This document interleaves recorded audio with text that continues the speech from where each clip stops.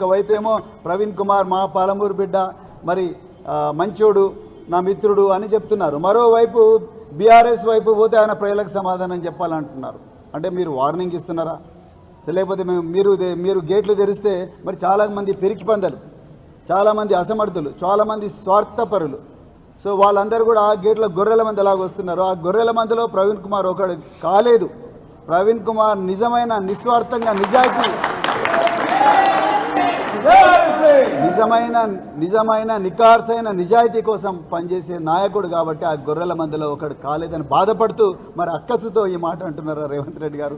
మరి మీరే చెప్పాలి. సో నేను ఎప్పుడు కూడా ఆ గొర్రెల మంది ఉండదలుచుకోలేదు. చాలామంది అన్నారు ఎంత ప్యాకేజ్ తీసుకున్నావు కేసీఆర్ దగ్గర అని అంటా ఉన్నారు సోషల్ మీడియాలో. ఎంత ప్యాకేజ్ తీసుకొని పోతున్నాం మిత్రులారా. నేను మళ్ళీ చెప్తున్నా, ప్యాకేజీ తీసుకుంటానైతే నేను అధికార పార్టీ దగ్గర రేవంత్ రెడ్డి దగ్గర ఆయన గేట్ల దగ్గర కూర్చొని మరి ఆ సీట్లలో కూర్చునేటోని ప్యాకేజీల కోసం